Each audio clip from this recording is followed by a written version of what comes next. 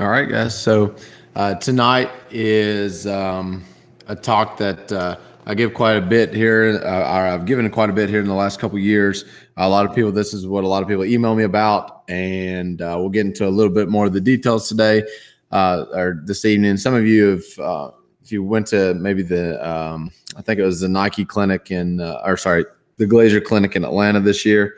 I think I went in to use some of these notes a lot, but I'll try to go into a little bit more detail. And of like we've said, if you have questions, make sure you're sending it to. Really would like you to send them to both of these so that the people that are looking right now are helping feed me these questions. So if you have any questions tonight, get on Twitter and just post those.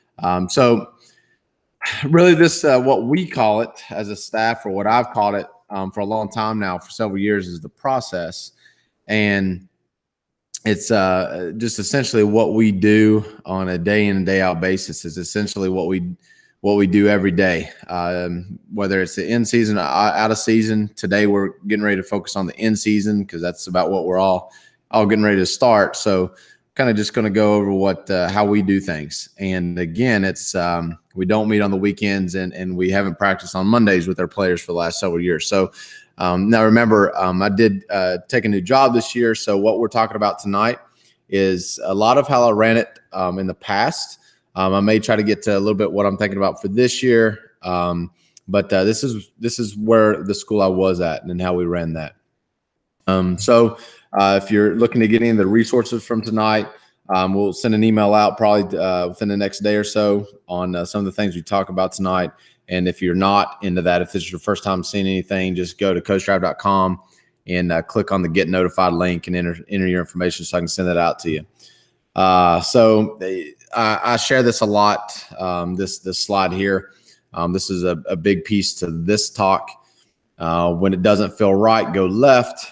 This is one of my favorite quotes, and this is certainly true in most professions, but especially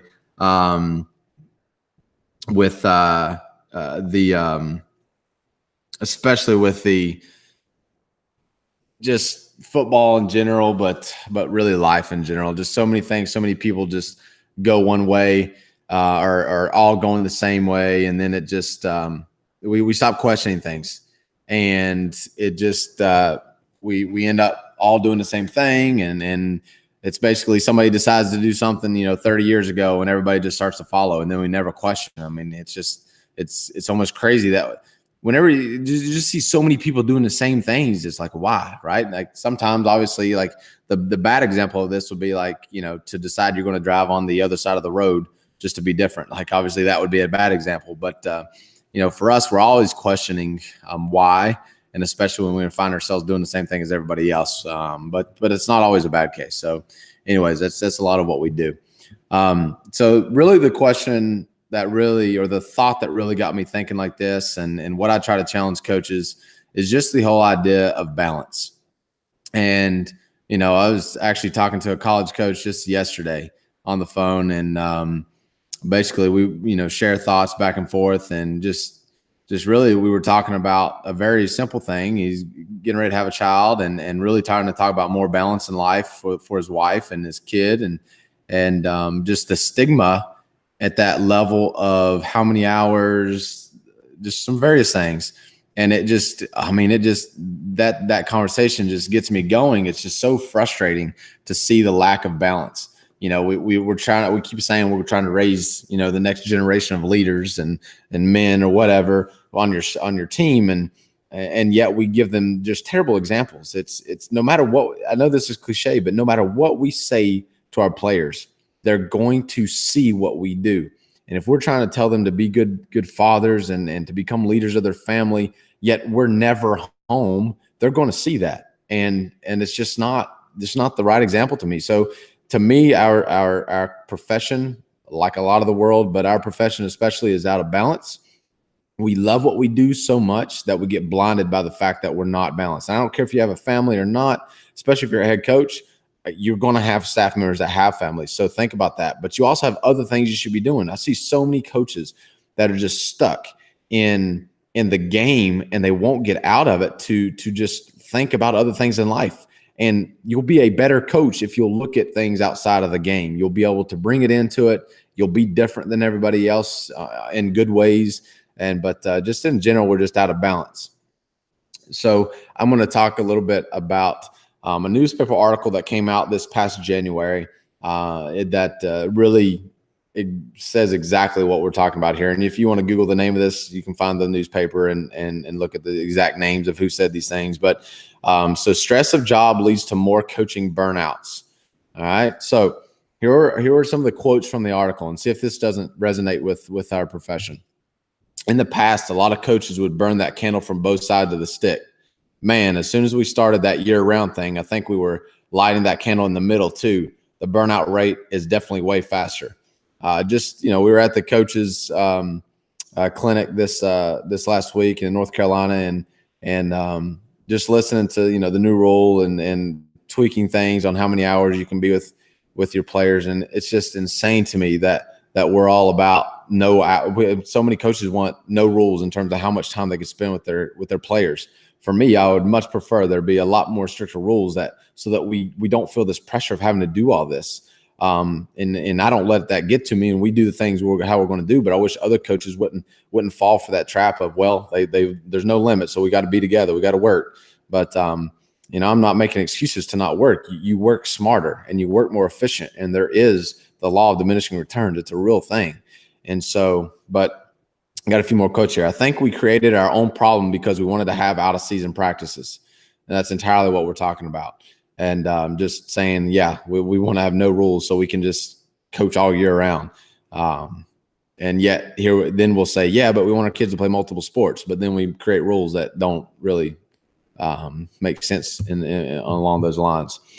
It's that whole rat race where you think, what are other schools doing or not doing? That's why we do so many of the things we do, because we're afraid somebody else is doing them and we're falling behind. You just pour everything you've got into trying to get a leg up. Some area coaches tweet more than Donald Trump. That was from the quote too, but it's just funny how much we think we have to do and how much nonsense just because the guy down the road is doing it. Some schools are marketing, keep the kids they've got and try to get other people's kids. I've seen that plenty of times. And we all know how it's done, right? It's not just the coaches that are marketing and trying to bring kids in. They're using their players. They tell their players to text kids and to tweet at kids, and all that stuff is just sickening to me. And it's just, it's getting bigger and bigger in certain areas. But, I'm here to really challenge people not to fall for those things, and don't go down that road, and to build a program that people want to be a part of. Don't go out there and, the best marketing pitches, you don't have to sit there and sell anything. You have such a good product that it sells itself. That would be ideal, right? So build a football program that sells itself. If people come to you, that's whatever, but you're not going to sit here and market to other kids and use your kids to do the same. I think, unfortunately, you're going to see more and more guys peter out after 2 or 3 years and say, I'm done, I'm moving on. I know we've seen this. I couldn't come back next year knowing that I would have to do more, and I just felt like I didn't have more to give. I gave everything I had this year, and to think I had to go back and try to give more when I didn't have more was tough. This isn't one coach either. This article is written over several coaches posting this in one state. I think you'll see some other good coaches that have done it for a while. As their own kids get into middle school and high school, they'll look around and say, is the sacrifice worth it? Is this much time away from my family worth the return? It's something you have to ask and what you're trying to do. But so many people what they're saying is, if you really understand this, is coaches are saying, I got to get out because I couldn't put that time in, instead of thinking, well, maybe if I did things more efficiently, I wouldn't have to put that same amount of time in, but I could still stick with it, right? Is the it you're chasing truly worth it? That's what one coach posted. Whatever it is you're chasing, is it really worth the time away from your family and to create these random schedules that somebody created decades ago and nobody's really questioned? So what advice did they offer? This isn't my word still. This is advice that was given in the article. As long as they go into their job with their eyes wide open, they'll be fine. Basically saying just accept it the way it is, which to me is bad. Having a supportive spouse makes a big difference. Spouses must understand that coaches often spend more time with other kids than their own. That to me is just absolutely insane, that You hear it all the time. Well, my wife does a really good job of supporting what I do, and she makes it happen for me. Like, that's terrible. Like, you should both be making sacrifices. You shouldn't say my wife does all this so that I can go out and be gone for 16 hours a day. Like, that's wrong. So create systems where you can do both, and get your kids there, and think outside the box, and don't fall in this line of your wife has to do everything so that you can go and enjoy your job. Like, it's just the wrong way to look at it, in my opinion. It's football all the time. I'm just calling it like I see it. Again, that was their quote. So one person mentioned this, and it wasn't talked about, but somebody did say the law of diminishing returns in that article. And that's essentially what it is, but the article didn't talk anything about it. But this is a real thing that coaches aren't grasping in a big picture. I'm not saying all of us, but a big picture. So, I pose this all the time. It comes down to time, and we have a limited amount of it. What you choose to do with your time says everything about who you are. What you decide to do on a daily basis, on an hourly basis, on a minute-by-minute basis, what you decide to do is who you are. So I've showed this before to you guys, and if you haven't seen this, I show this to my players the first day of workouts. I show it to my classes, my school classes, the first day of class, but I show them you were born on this day to the left. At some point, your life's going to end. We don't know the way that is, but today that red line is where you are. And as every second you live, that red line is getting closer. It's getting closer. So what are you going to do with your time? All right. So that's just kind of an intro to talking to tonight. And basically what we're talking about is how we adjust our schedule. Okay. So how do we do things a little different so that we gain the time, whether that's for our family or for other things outside of the sport? That's what we're after. All right. So this was our general schedule from last year. It's not got all the details to it, but I'm going to hit the big points to this. But this was last year's schedule. This is for a high school, 9 through 12. We had a JV team that was mainly 9th and 10th graders, was all 9th and 10th graders. We had one sophomore that played up on varsity. That was 12th and 11th graders. We had a total of about 55 to 60 players in that on 9 through 12. I'm now at a program with over 100 and plus 9 through 12. So things are going to change a little bit, but this is our schedule last year and how I look at things. So the way my mind works is I always think in terms of when that last second goes off the clock on a Friday night, what needs to be done to get us ready for the first kickoff of the next week. So I work in that way. So I always start after the game. So for us, once we get back to the office, we get the jerseys up and get on the bus, and we get back and the kids get home. We go home and we don't stay at the office. Now that's not entirely true. For the most years, we go out to eat together as a staff. If they don't have kids that should be in bed, the wives come out and eat with us. But we don't do any football after the game on Friday. We don't break anything down. We don't watch film. We just kind of, we talk about it a little bit in the office before we get out of there. But we don't do any football on Friday night. Then on the weekends, we don't have any type of meetings. We don't bring our kids in. We don't come in as a staff. We don't meet on Hangout. We don't FaceTime. We text a little bit. We'll call each other occasionally. But honestly, what we do is this next thing, and it's a big piece to this, is we complete our duties at home using what I refer to as our game plan checklist. So this checklist is a Google sheet that I've created that has everybody's job that needs to be done on the weekend before Monday. Or it can be done during the school day on Monday too. So whatever time you want to work on this, from Friday night till Monday afternoon after school, you just have to do your part of the checklist on what things we have to do in terms of film breakdown and our version of game planning, which is a little different. I'll get into that. Then on Monday, after class, we've had film with our players, which is a little bit of Friday night's game and then a little bit of looking at the next opponent. And then we do our character class, which is what we call the fundamentals of life. We do that with our players. That's what we did last year. Now I get to do this a lot more though at the new school, but our last year we only got that time to do it on Mondays. And then when that's all finished, our coaches have a brief meeting to just kind of make sure we're all on the same page before we get going for Tuesday. We're going to kind of alter that a little bit this year. We're going to try to do our coaches meeting either before school on Monday or right after school while our players are doing something else. which right now would be speed workouts, really just a speed form running type thing, not really a lot of exertion. So yeah, so that's our Monday generally.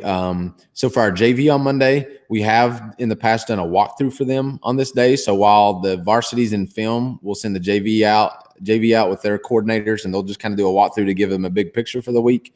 They don't always stay in there and watch film with us for the next opponent. So that's Monday for us. Tuesday, primarily varsity goes on defense for us, and the JV's on offense, and that's most of practice. And then at the end, we've switched it just to kind of introduce some things. And then Wednesday is the same thing but flipped.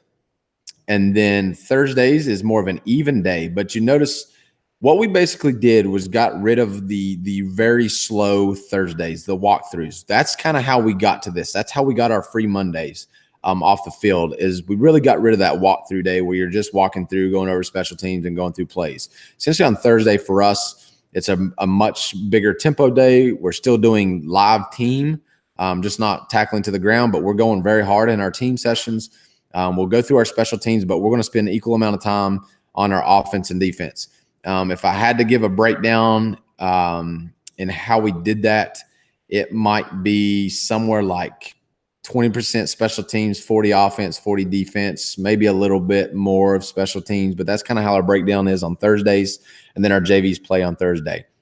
And then it's game day, then it's Friday. And this year what we're doing, it's a little different, but we go to a church for our meal on Friday after school. Our players stay there at the school at that church right until it's time to come literally get taped and get dressed at the school. So we get there at the church. We have a huge support staff that fixes the meals, and we're doing this year on Fridays. We're doing Financial Peace University with our players as kind of that time between eating and game time, instead of just sitting there relaxing. We want to keep their minds stimulated. So we're going to be working with that with our players, just the importance of finances later in life. So that's what we're doing then.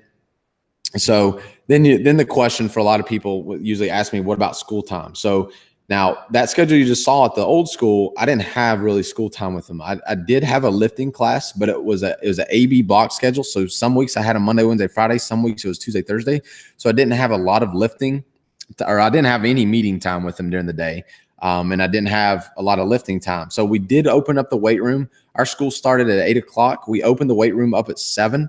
And we had a lot of players that would come in, and some of them would get an extra lift. Some of them would get the only lift they were going to get because they didn't have lifting that day, or maybe they didn't even have lifting because they're in AP classes. But it was kind of an optional thing. I was always there early anyway, so I just opened up the weight room. They would come in at 7 and get their lift in.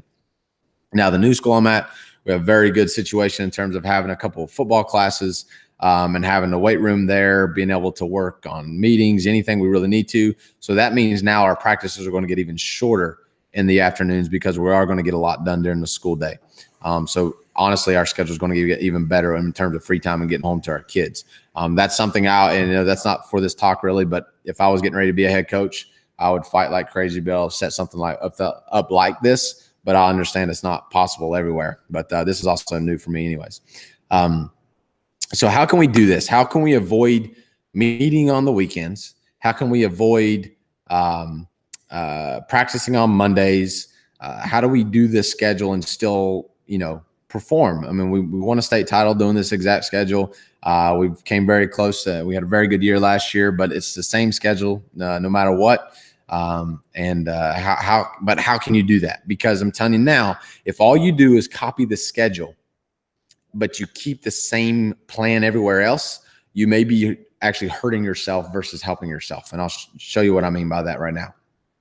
So you notice there's a big difference between us and most teams. There's the perfect game plan team, and then there's the ability to adjust team. We are the second. We don't care about a perfect game plan. We don't even game plan like most teams.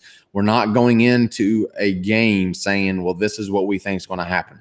I try to avoid that entirely, because anytime I've ever gotten an idea in my head, the other team completely destroys that with running an entire different offense or defense. And it's for me, and being in high school, that happens all the time. But I always go back to the fact, if you look at Bill Belichick, one of the most successful coaches ever, if you watch his defense, he'll come out in very different things week to week, especially in big games where he feels like he just needs to do something other than their base 3-4, right? They're going to come out and do something very drastic different. So if he's going to do that and be willing to do that, you better believe an undisciplined team in high school is willing to change. And if their best player gets hurt on game day, then they're going to change everything. So all this perfect game planning to me is just is a waste of time.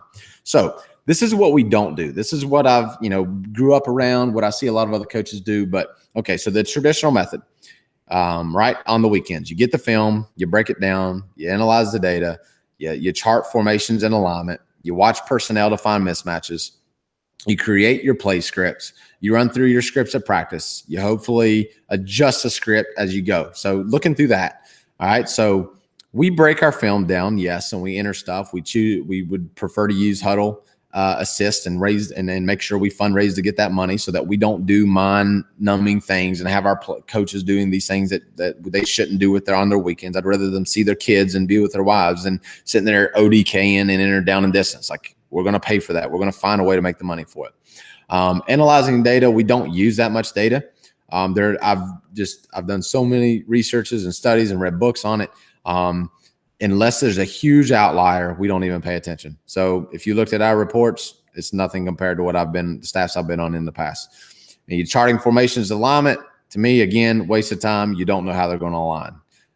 You may have a kind of somewhat of an idea in your head. I still caution that because you plan this, you think that, and then all of a sudden it's not. I'd rather start with a fresh slate in my head, and then just go at it when the game starts. Then watch personnel to find mismatches. We do, if there's one thing we do, we look for personnel on the field. We want to know their personnel, but we don't really plan on how to create that mismatch. We figure out how to make that mismatch happen in the game.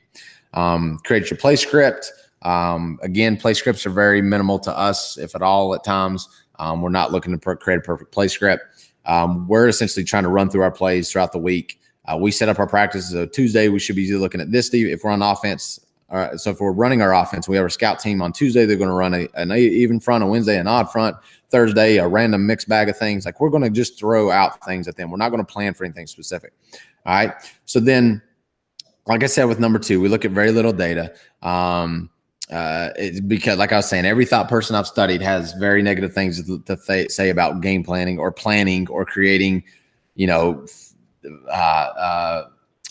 essentially financial plans versus off of these things. So you can't predict. You can predict very, very, very little in life in general. So unless it's glaring, we don't use it. And then to me, number 3, it's foolish to try to read someone's mind. We don't. At the end of the day, it's a person at the other end. It's not statistics. It's a person doing those things. And about the only people you can really read are the really, really, really good people that are really, really, really disciplined. Those are the only ones you can really game plan for. And that I've seen few and far between when it comes to that. Everybody thinks that's them, but it's usually not the case. We don't game plan how you're going to line up to us. We can't control where you put your players. We don't create play scripts in the traditional sense. So those things I kind of talked about. All right. So because of this, we don't need to meet.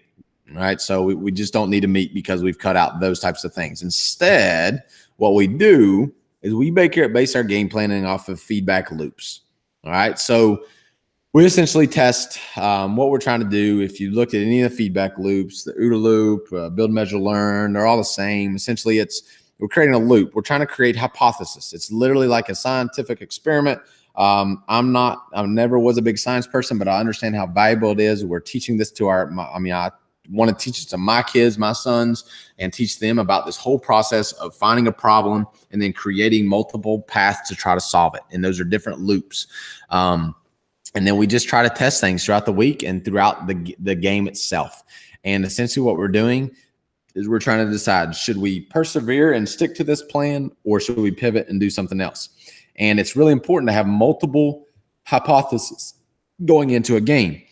So generally in our offense or defense in general, we just have the same hypothesis almost every week, but sometimes we may carry in specific things based off of our personnel and their personnel. But a simple one would be like, okay, we're going to throw a hitch, and then when they come up, we have to do this. All right. So very, very simple, right? Well, we got power, and if they stop power, we can do this off of that. So it's just these little loops of planning with this hypothesis. And the way we think about it, our hypotheses are essentially hooks and jabs. So I always explain it like that. So we want to throw hooks, which are touchdown passes or a gimmick or really anything. We just want to score, right? It's not necessarily gimmicks, but we're looking for ways to score quickly. And those are our hooks. So, but if all you do is come out with hooks, then the defense is going to be prepared to stop that.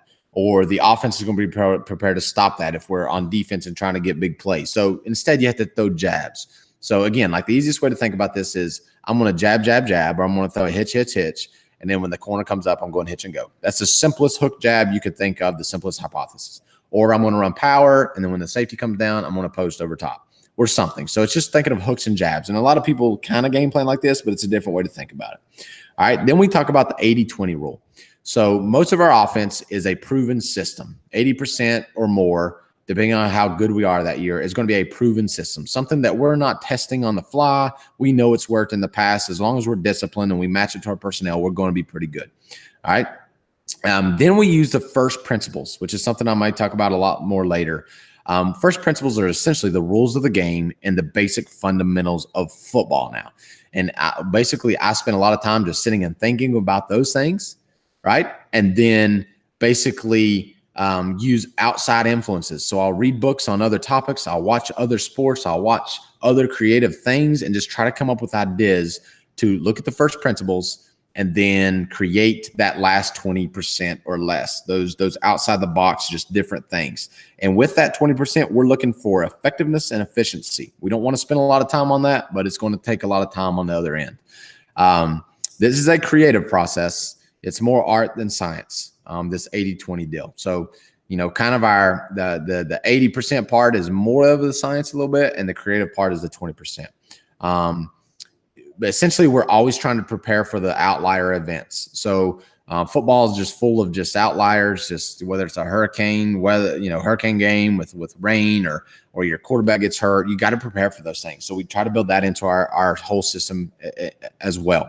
And we know we need options. You can't go into a game if so many people say they're going to hang their hat on something. Well, that's fine. But what if it gets stopped? You're not going to simply have all the answers if that gets stopped. You need at least two things you hang your hat on, at least two runs. If you're talking about a run game, there has to be two runs that you're pretty good at, because if they stop one, are you willing to stop running the rest of the night? So you have to think of those in that way. Then you want to teach your players how to be flexible and provide feedback. So that means in practice, we don't like that. Our schedules, we have a template, but I throw randomness into it all the time because we want our players to be flexible. The game itself is random. You have a time. I mean, you have the time scenario in terms of quarters, and you know how many points you get for certain things. But the game is so random, yet so many people – how many times have you heard that we need to create a practice schedule that puts players on a routine because they need that routine? I don't know who said that first, but it's just caught on, and everybody says it. But like we use a routine practice schedule to make it easier to schedule, but we don't let our players just get comfortable. That's not what we're after. And I don't believe that at all in terms of just doing the exact same thing every single day. Yes, there's certain things you want to do every day, but in terms of never throwing randomness in there, that's just not good. And then we want to, like I said, teach our kids how to provide feedback. So it's so big for us on game day for our kids to come immediately over after they get off the field and talk to us and let us know what's going on. But now with sideline replay with Echo and huddle and all that, it's just so easy to get that feedback and adjust in the game. You don't have to have the perfect game plan. Create randomness at practice. I already went through that. And then my job now. So I now have coordinators on both sides of the ball. I have never had that in my life. But now, basically, I'm looking constantly for this last 20% on both sides of the ball. I'm always trying to think outside the box on those things. And basically, I'm testing our players and our coaches. Throughout practice, I run our scout teams on both sides. It obviously creates a huge amount of buy-in from our players. They go a lot harder. But now, if I can't break our offense and defense, I know it's going to be a lot harder for another coordinator because I know the ins and outs of them. I know what they're trying to do each week. So I'm going to try to break that and cause them problems during the week. Running our scout teams is a whole nother topic too, but basically we use a risk coach and we can go no huddle on scout team offense. I can call it any defense, literally any defense there is, using our risk coaches. So I can be in one play. If we're going against our offense in one play on defense, I could be in let's say a 4-3 cover 2, Next play I can be in a 3-3 stack. Next play I can be in a bear front. Next play I can be in a 10-1. Doesn't matter. Like the way we create the risk coach, we can do anything on scout team and give every look in imaginable. You have to put a little time up front to get it into your terminology, but after that, it's awesome for the year. So a little bit more of how we do this. The biggest thing for us is we use a Google Sheet with a checklist of everything we have to get done. So I told you about that game planning checklist, which is also number 3 here. So that's for our other coaches, but I create my own checklist of every single thing that has to get done between the game on Friday and the next week's game. So whatever needs to be done, I create a checklist, and I tend to break it down based off days. So Friday night, what needs to happen? Saturday or Sunday, which is very little for me, and get up in the morning. And I have my work done before my kids even get up. My wife gets up, and I don't do any more football on the weekend. And then I have my checklist for Monday and Tuesday and Wednesday and Thursday and Friday. So I never miss anything, because one of the biggest things is, and I'll talk about this book here in a second, but one of the biggest things with that is trying to just work stress-free and not have like trying to tell yourself, okay, what do I need to do today? What did I forget to do? No, like, you know what you got to do. So you get those things done, and then you can sit and think creatively about not just game planning, but about your kids and your program, and what could you do? How can I build a better rapport with my teachers? How can I build a better rapport with the youth programs? Like, you get those things knocked out so you can think about the other things besides just game planning all year long, or all week long for each game. Number 2, each coach has a responsibility, so they all get a piece of the checklist. So they like, I've got my things, they have their things, and we're constantly trying to tweak this. Every year is a different situation, so you kind of have to change what gets done. But it's an evolving thing. Our checklist is never final. We're always trying to update it and tweak it, and give certain people other responsibilities. Especially if you have a new staff or a new coach, you got to figure out what they can do, so that your checklist your delegation of the checklist may change. And then number 3, like I've talked about, one of our biggest tasks is the game planning checklist. That's what a lot of the assistants deal with on the weekends, and then getting into Monday. The main goal of that sheet, though, yes, we're doing a lot of film breakdown. Yes, we're getting our thoughts together, but we're trying to catch outliers. So there's major statistics that we need to pay attention for, like third down or 90% this, right? If we see that, we'll think about that. But what we also try to do with this game planning checklist is to train the eyes of our coaches. We all know how difficult it is to not watch the ball. As a longtime coach, like, still not watching the ball is hard, let alone trying to get feedback from your coaches during the game. So if you want this coach to watch something specific on game day, then in this game planning checklist, you have that coach watch that specific thing, so that he's training his eyes on the weekend. And this whole thing allows for more creativity and thinking. That's what we're trying to get to. Basically, how I do this is a lot from this book here, Getting Things Done. It's basically how to organize your to-do list in a way, but really a lot of things. But one of the big tips I have from this, if you've never done this, on your phone, once you get done with this, add a contact and make that contact your email address. All right, call it whatever you want. Something, I put an @ symbol at the front of it, so it's at the top, and I can pull it up really fast by typing the @ symbol. Or on my phone, I'll just say, "Hey Siri," and send a text to my email address. So like, if I'm driving down the road, I'll use Siri to do it. If I'm in class or I'm walking and thinking, or love to walk and think about certain things within the program. But if I have an idea, I don't want to ever forget that and be like, okay, I'm going to get back and write that down. So instead, like, I'll just text myself my email address, the thought. And then the next time I sit down on my computer, I'll remember that thought and kind of add it to my to-do list, or just add it to my someday, maybe later list, which is all in this book and talks about it.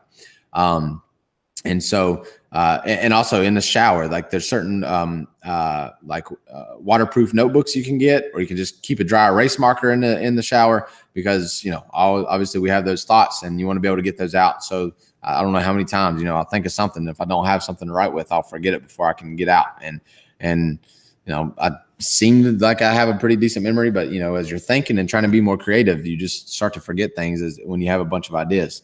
So this is kind of what it looks like for me in a way.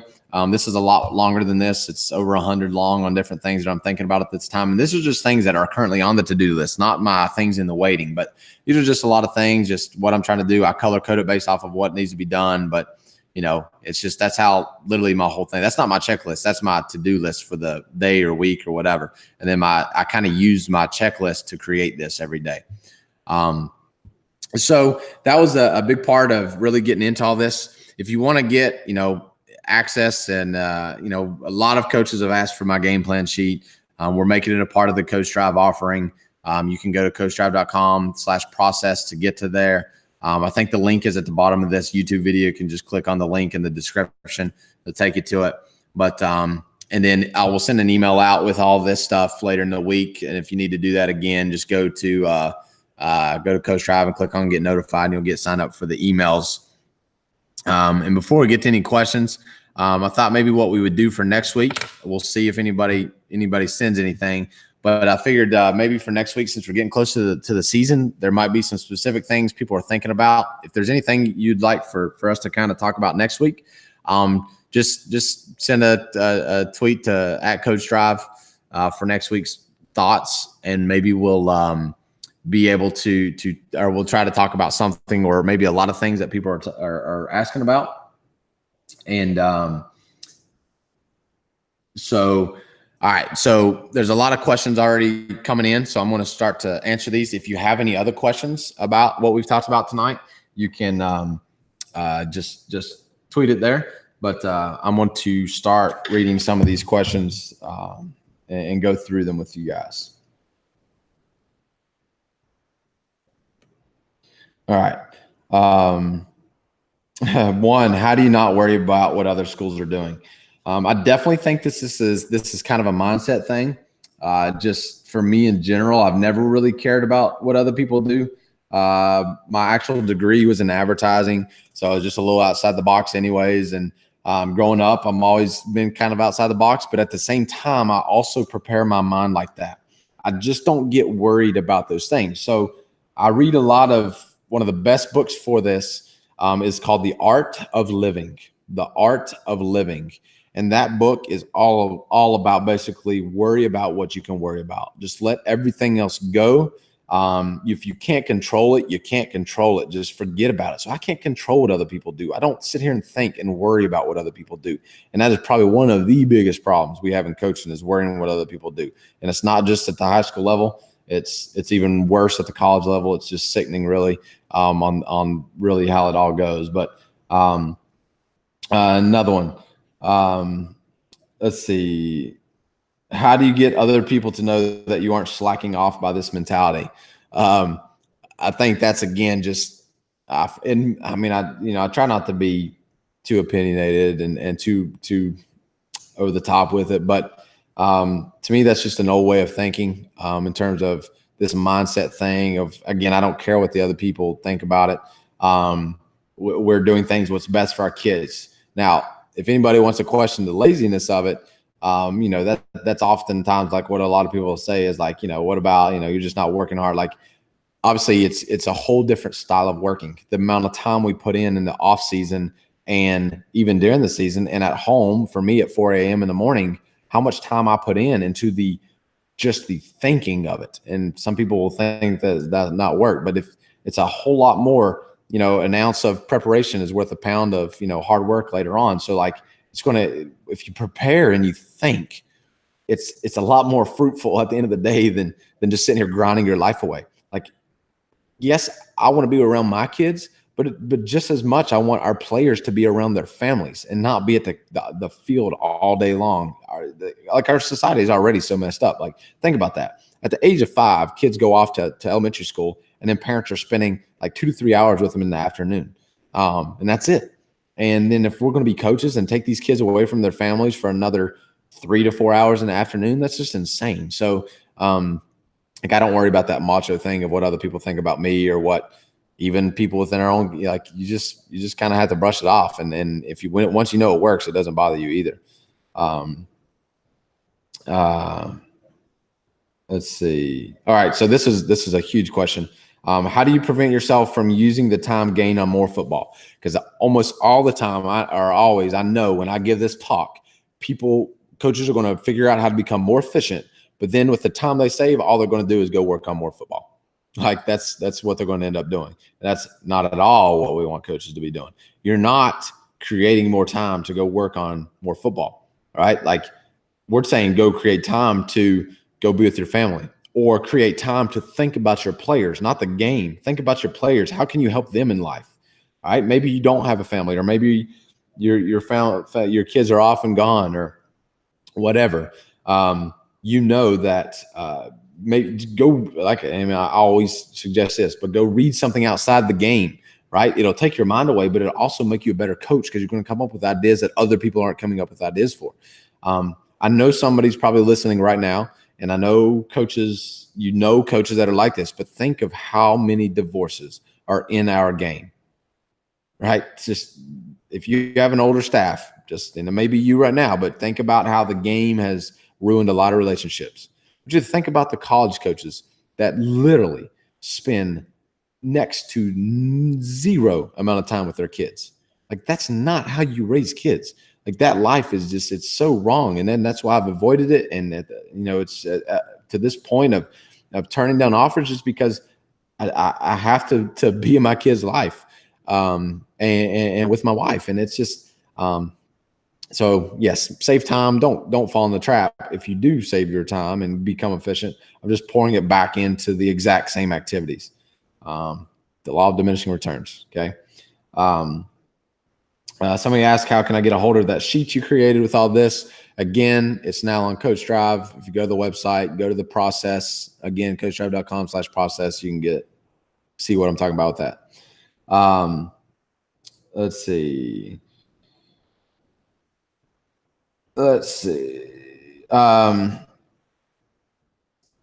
So another one, do you have any game plan, or do you just fly by the seat of your pants? Well, so I would say that how we approach that is 100% not by just flying off by the seat of your pants, right?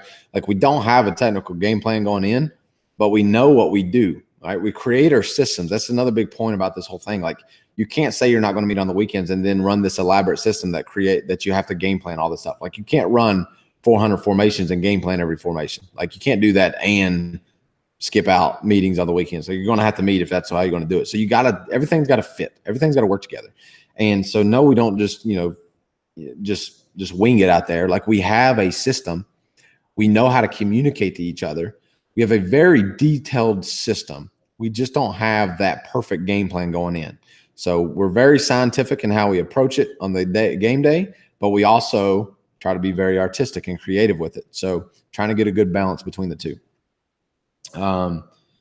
So do you meet with your coordinators preseason, during season, anytime, or just give them the full go? During the preseason, like we start tomorrow with camp. So we did have a meeting today before the season got started, just to make sure we're all on the same page for everything. And our coordinators are free to meet before the season starts if they want to.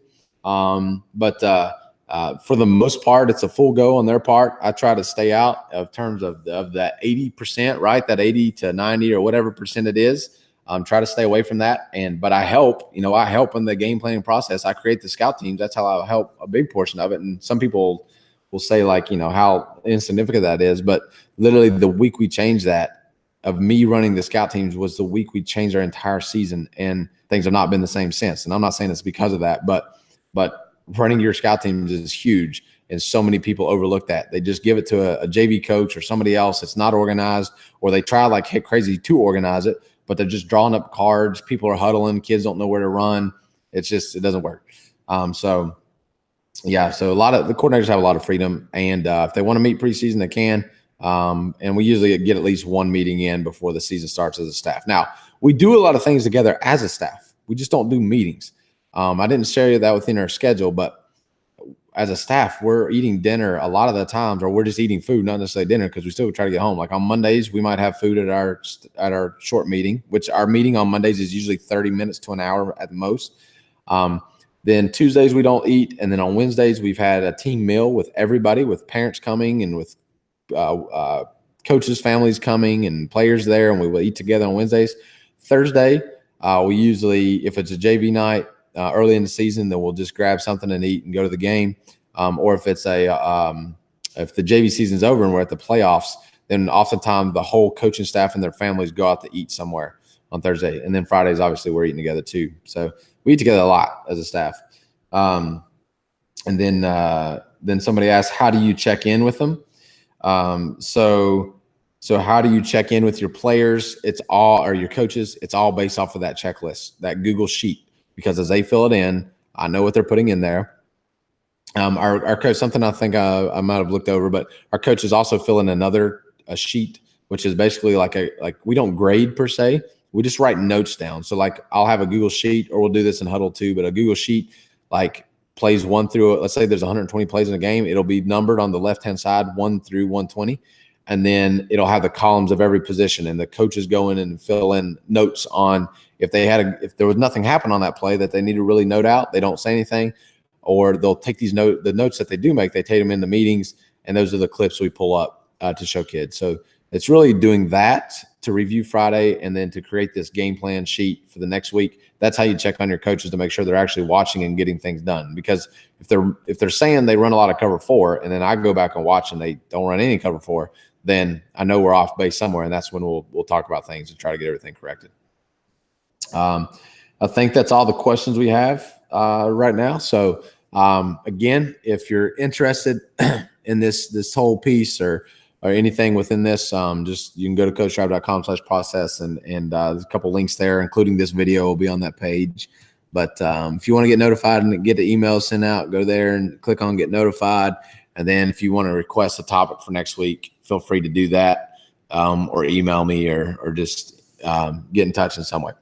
All right, guys. So I hope you had a good talk here.